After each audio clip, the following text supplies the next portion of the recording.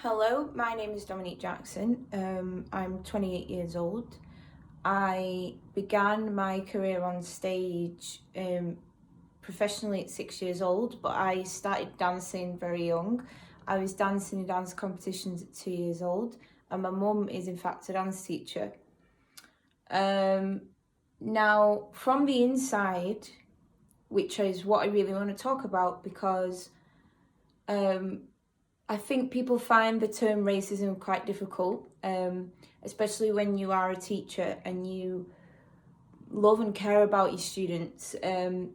But I think the real thing that needs attention in terms of young dancers of colour is that there needs to be a little bit more facilitation towards the vulnerability of being the only one in the room most of the time, and also not really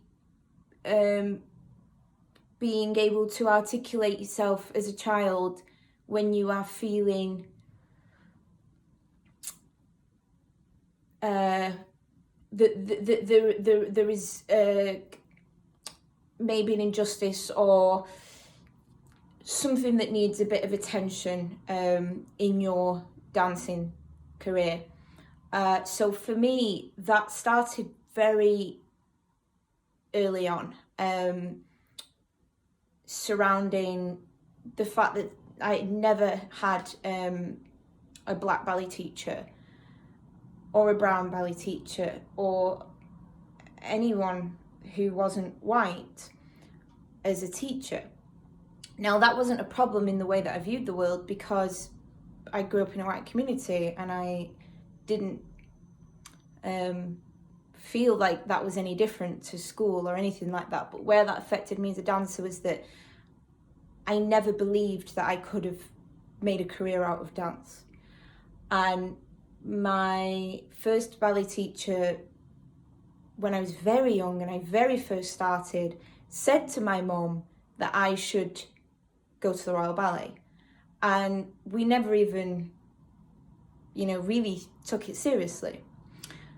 But as I got older, by the time I was 6 or 7, I had already decided that I was going to make a career out of acting if I was going to make a career out of anything, because I just didn't see that, someone of colour could ever make a career out of ballet or dance, because for me, actually, it was ballet that I enjoyed the most.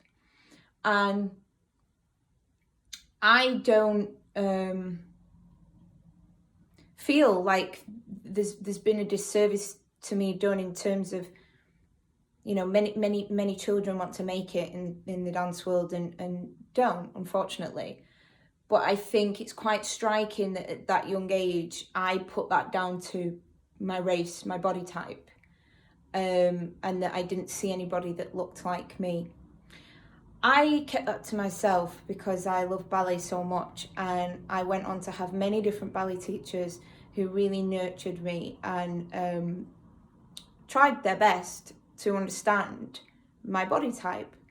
And I exceeded my own expectations, winning many competitions that I just really did not believe I would ever win.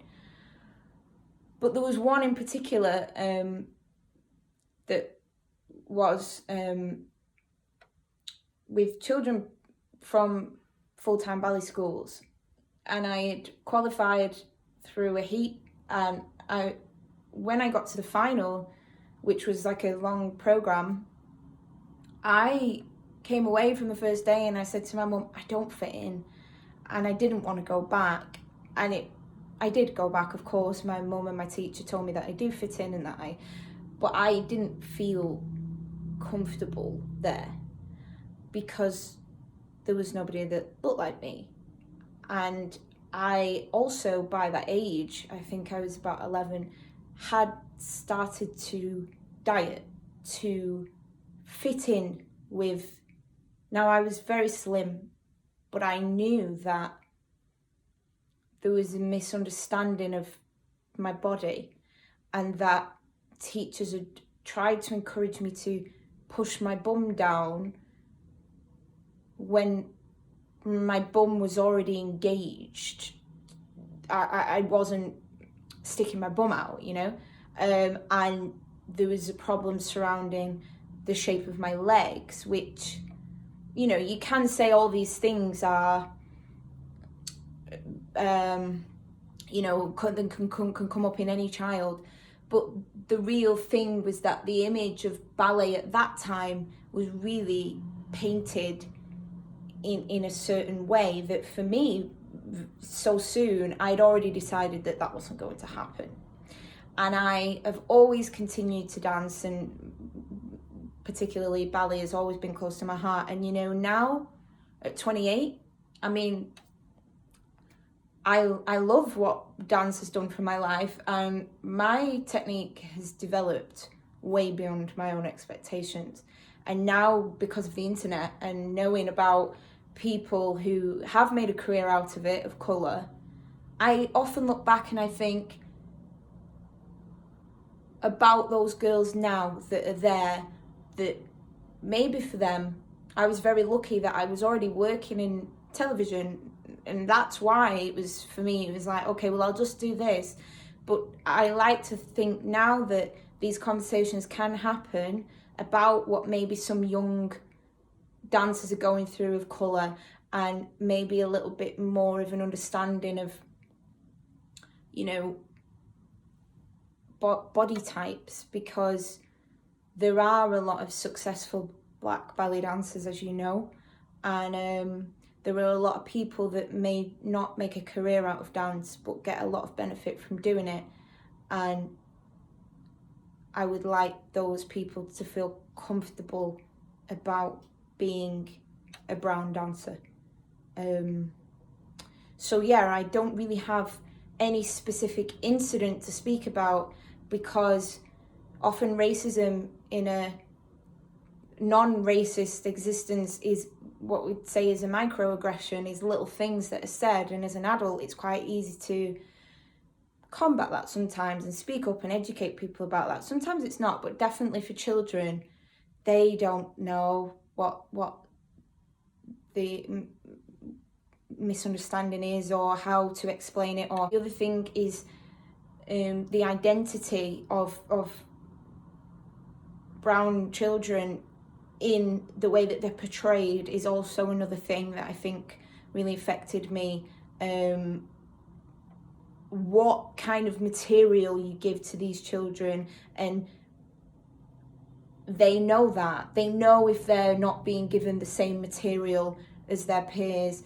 And another point that leads to is that I always felt that then when there was another girl that looked a little bit like me, we were immediately compared. And I don't think that comparison comes for white children.